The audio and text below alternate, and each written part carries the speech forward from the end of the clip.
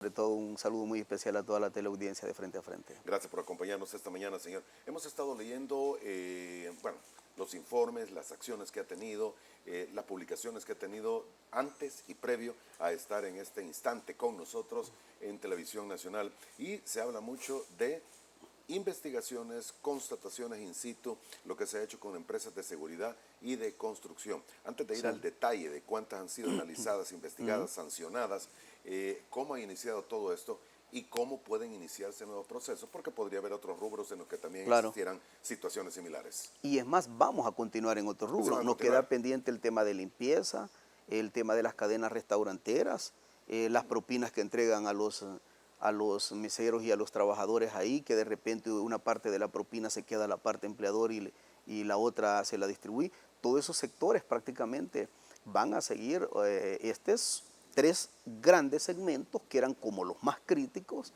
El tema de la construcción, que tú lo sabes, Moisés. ¿Para qué poner más ejemplos? Los accidentes que han estado pasando, que ha terminado con la vida de trabajadores. El caso de las empresas de seguridad, que es un tema dramático totalmente, todavía inconcebible que en estos tiempos esté pasando eso. En el sector de restaurantes hay problemas con esto de las propinas, porque sí, a todo el mundo se lo cobran en la factura y uno da por hecho que lo van a repartir entre toda la gente. A todo el mundo y a todo lugar que yo llego, por ejemplo, pregunto, trato de pasar un poco desapercibido y pregunto. Es difícil, pero bueno. Difícil, pero a veces lo logramos. Y la gente plantea de que muchas veces el 50% de la propina se queda el empleador, el empresario, y el 50% lo distribuye con el resto de trabajadores. Aparte de, bueno, en ciertos restaurantes dicen, mire, lo que usted me dé en efectivo, eso sí es directo para mí, pero hay otros que dicen el 100%, el empleador se queda. Todos estos casos los vamos a investigar, Moisés, los vamos a investigar exhaustivamente. Y por supuesto van a haber tomas de decisiones en eso. Empresas de seguridad y construcción. Bueno, el tema de las empresas de seguridad tenía años de estar. Sí, tiene años. Desde que se crearon. Desde que se crearon han creado un mundo de impunidad laboral en contra de los trabajadores. Pero quiero iniciar con las empresas de construcción. ¿Construcción primero? Sí, las empresas de construcción. Moisés, hablábamos que las empresas de construcción, tú sabes lo que ha pasado incluso en el mes recién pasado. Personas que perdieron la vida en accidentes laborales, y esos accidentes laborales nosotros llegamos a hacer las investigaciones desde empresas pequeñas, medianas, hasta empresas grandes, las más grandes de este país. Y hemos encontrado de que no cumplen prácticamente con la prevención de riesgo. Nosotros nos encontramos todavía andamios con pedazos de madera que no son suficientes para mantener a una persona en el aire. Debe de haber estudios, incluso así dice la ley, para aquellas personas que trabajan en el aire. O sea, se les hacen estudios médicos para ver en qué condiciones físicas están ellos, si pueden estar en el aire o no. Hay personas que se marean en el momento que están en la... Sí, todo eso no lo cumple, y hay muchas empresas que cuando nosotros hemos llegado salen corriendo a la bodega a sacar los cascos para ponérselos a una parte de los trabajadores porque ni siquiera los tienen para todo. Hay personas que han fallecido por su falta de equipos, por la prevención de riesgo. Entonces tomamos decisiones muy fuertes, las inspeccionamos, y quiero decir algo que es inédito en la historia del país, ni siquiera en los tribunales.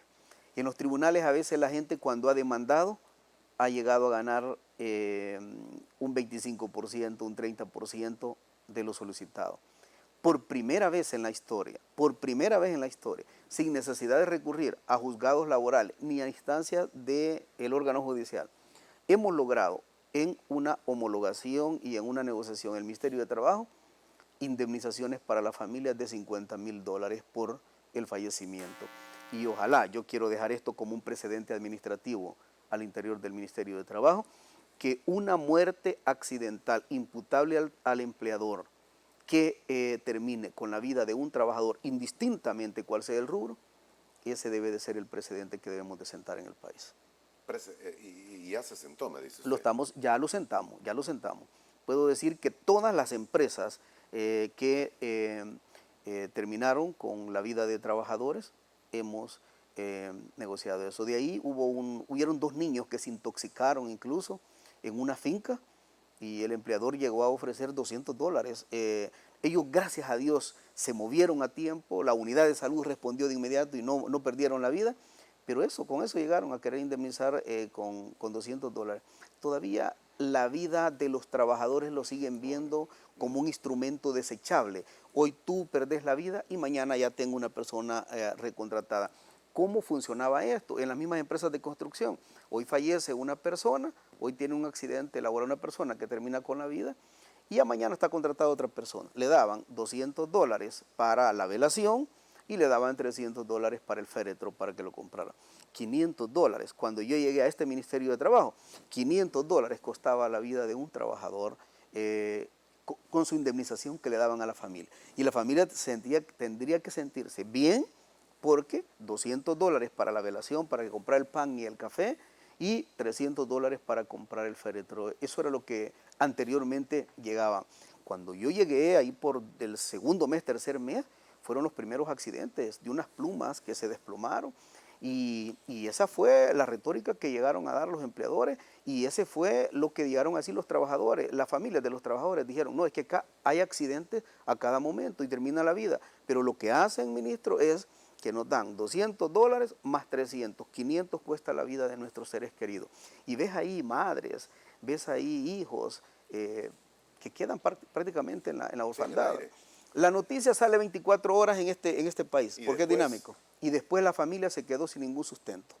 Yo una frase que siempre he dicho, Moisés, yo no estoy para imponer multas. O sea, no es mi afán el fin imponer multas, es salvaguardar el derecho a la vida de los trabajadores. Construir una cultura que en realidad se respeten los derechos de los trabajadores, porque así como sale un dueño de una empresa, un gerente general, un alto ejecutivo que sale de su casa, se despide de su esposa, de sus hijos, y su esposa y su familia lo espera en la tarde, en la noche que llegue, en esas mismas condiciones tiene un trabajador, indistintamente el segmento ocupacional que tenga, tiene que regresar a su casa.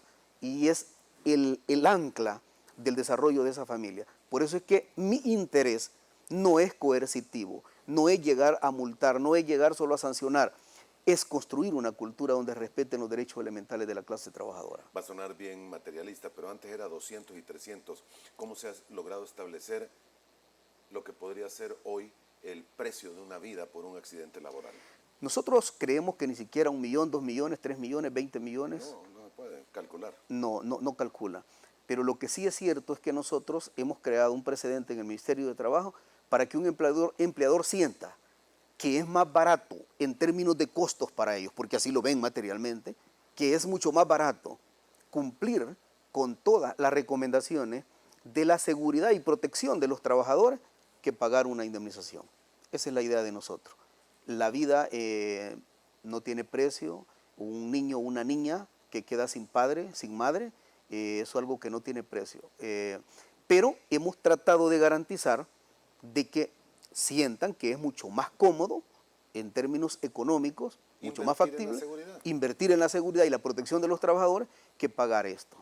Exactamente. Señor, vamos, lo que ustedes indican de los principales incumplimientos, tengo una tabla que me ha hecho llegar su equipo de producción, nos indica, no se brinda equipo de protección personal a los trabajadores acorde a la actividad que realizan. Estamos hablando de construcción, ¿verdad? Sí.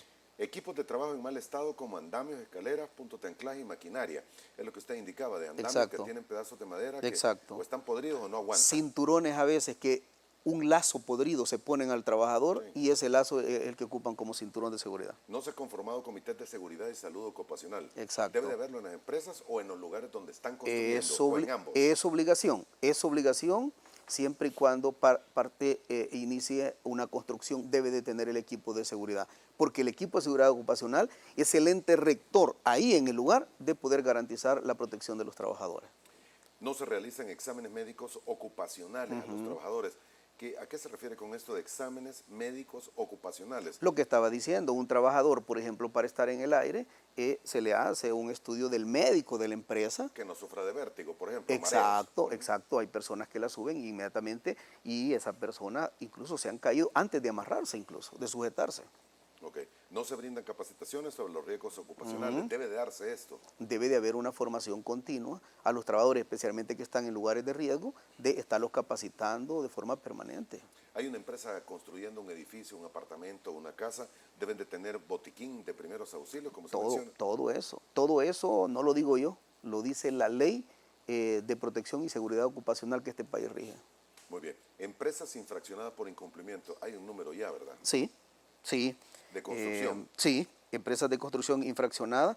Tenemos en este momento 57 empresas infraccionadas y tenemos un monto de multa en trámite de 30.975.000. ¿Qué me quiere decir con trámite? Es que lo que pasa es que la ley mandata que llegamos nosotros, venimos a una empresa, encontramos los hallazgos, bueno, primero levanta el acta, el inspector llega al ministerio, posteriormente notifica a la empresa y le dice, tiene tantos días hábiles para subsanar esta situación. Entonces se le da el tiempo prudencial dependiendo de qué, dependiendo de la infracción.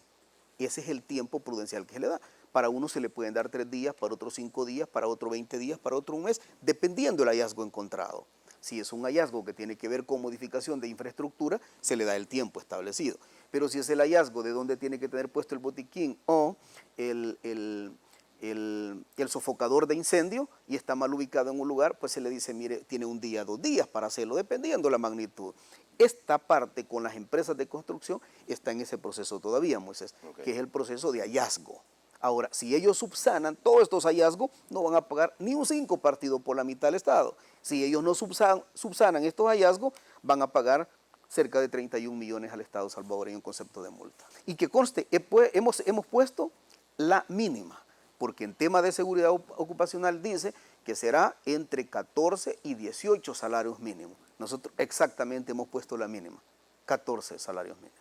Ok, esto está en trámite. ¿Pueden ir ante juzgados también por si se sienten que les han vulnerado sus derechos? En primer momento y en primera instancia tienen todo el proceso de recurrir a instancia administrativa en el Ministerio de Trabajo. Y nosotros mandamos una reinspección y en la reinspección dice de que en efecto ya cumplieron con todos estos hallazgos ya no son sujetos de trámite. Queda exonerada la empresa. Si no ha cumplido, pues entonces nosotros nos vamos a, ya impuesta la multa que ya agotó todas las instancias en el Ministerio de Trabajo, ahí sí tiene todas las instancias para llegar incluso a la sala de lo constitucional si quiere. Es un derecho que tienen los salvadoreños y los empresarios.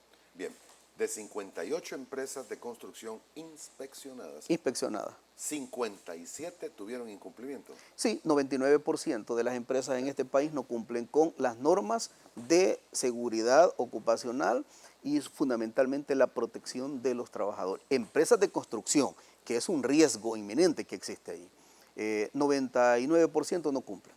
Me voy a ir del otro lado de la moneda. ¿Qué sucede si le dicen, mire, si a mí nunca me dijeron? Sí, todas las empresas están debidamente informadas. Nosotros tenemos una comunicación permanente con el mundo empresarial diciéndole qué es lo que deben hacer. Es más, en el tema del reglamento de la seguridad ocupacional, nosotros tenemos incluso asesorías para ellos desde el ministerio de carácter gratuita. Nosotros tenemos incluso formación empresarial y de trabajadores diciéndole qué es lo que deben hacer para que una empresa cumpla con los estándares que la ley pide. O sea, no hay forma de que ellos puedan decir, yo desconozco esta situación, porque dentro del ministerio hay áreas específicas que se encargan en formación, en preparación y estar informando a todo el mundo productivo de este país. Sí, no, nos consta, porque aquí han venido. Sí. Sí, en algunas ocasiones dijeron que estaba un poco oscuro y nos pusieron casi estadio el volado, pero quedó bien. Sí, encontramos entre el concepto técnico de ustedes, que son los profesionales en iluminación, y el estándar el básico. Sí, pero ahí es donde se buscan los puntos de equilibrio, Moisés. Okay. Y naturalmente andan igual, establecen puntos de evacuación, puntos de encuentro, todo rutas eso por donde se debe caminar. Todas las empresas de cualquier rubro deben de tenerlo. Todos deben de tenerlo, al igual que entradas y salidas para personas con discapacidad, que tiene que haber una parte ahí, porque la ley dice de que toda empresa debe tener personas con discapacidad. Esa persona tiene que tener ruta de evacuación también. Exacto. Y rutas, por supuesto. Exacto. En el tema de las empresas de seguridad, ¿cómo está ese universo, señor? Nosotros tomamos la decisión que no nos vamos a quedar de brazos cruzados. Y por eso es que tomamos la decisión de hacer una inspección exhaustiva en todas las empresas de seguridad de este país. Y fuimos a visitar 196 empresas de seguridad, de las cuales 194 empresas encontramos con incumplimiento. Estamos hablando que 2 empresas en este país de las inspeccionadas son las únicas que cumplen. Y paradójico, es una empresa grande y también es una empresa pequeñita, Moisés. Bien interesante que estas 2 empresas que encontramos que cumplen están en los extremos. Está una que es sumamente grande y esta otra que es sumamente pequeña. Entonces nos muestra que no tiene que ver con el tamaño para cumplir. Ni con el tiempo que tenga. Ni con el tiempo. Señor, ahora, cuando usted menciona 196 empresas de seguridad fueron inspeccionadas, ¿ese es el universo total de empresas de seguridad registradas aquí en el país? Qué buena pregunta.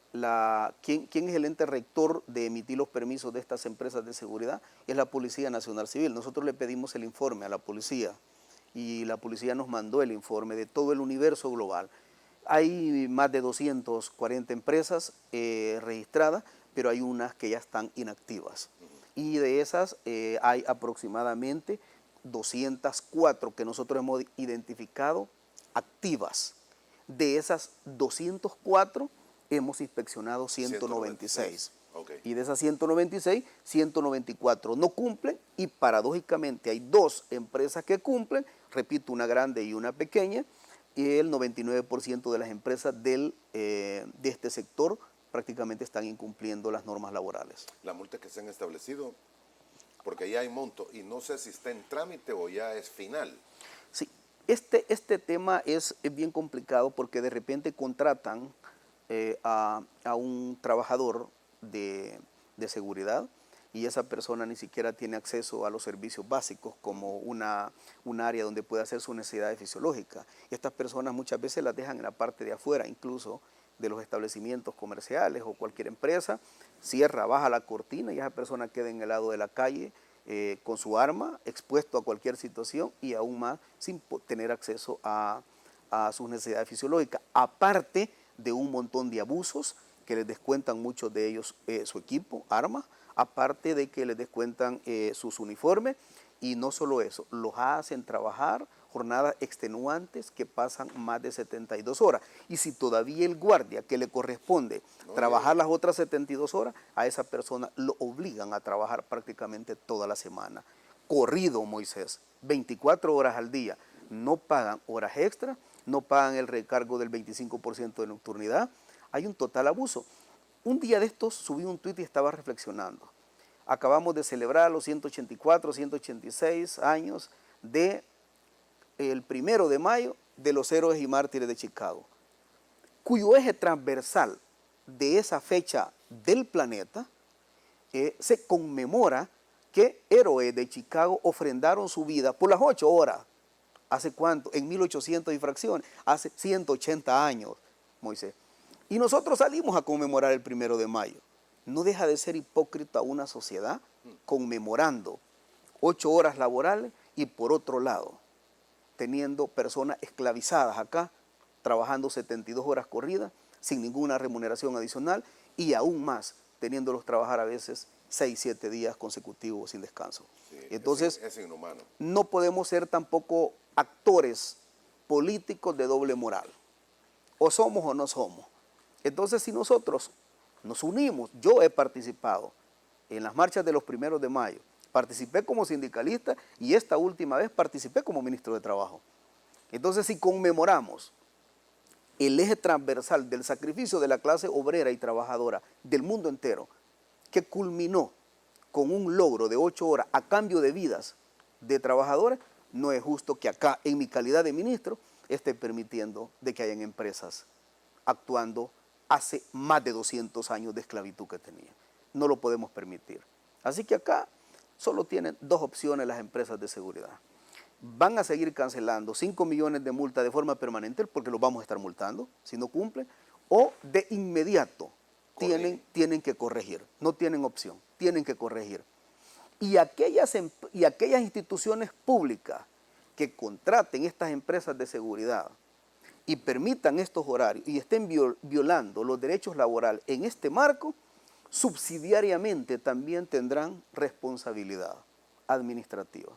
Acá, Moisés, ponerse una chaqueta de funcionario público no significa pasarla bien y llevarse bien con todo el mundo y que las llamadas telefónicas corrijan la impunidad laboral. La impunidad laboral la debemos de combatir de raíz y acá el que quiera ser empresario debe de cumplir con los derechos y debe de cumplir especialmente con la ley. No pago de horas extras, por supuesto no las pagan. No las pagan. Los hacen trabajar a veces hasta 72 horas, como dice usted.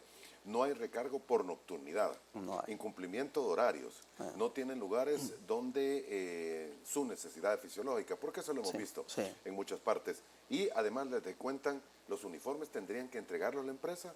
¿O es parte del empleado? ¿Cómo debería de ser? Dice la ley que una empresa deberá de dotar de todas las herramientas, equipos, lo que necesite su trabajador para que desarrolle el servicio. Deberá de dotar de todo el equipo y herramientas. Eso significa uniformes y todo, armas. prestaciones y todo. Así lo dice la ley. O sea, y deben de cumplir. No le deberían de estar cobrando a los vigilantes el arma que le prestan. No debe, es parte del equipo. Es parte del equipo, tiene que entregarlo el empleador. Nosotros hemos encontrado en esta investigación incluso que a veces les pagan el salario mínimo en planilla y de forma individual, sin documentación, obligan a que ellos retribuyan estas cosas que estamos hablando. En el momento que nosotros encontremos unas personas valientes, trabajadoras, que vayan y levanten una declaración jurada de esto, vamos a procesar penalmente a estas empresas.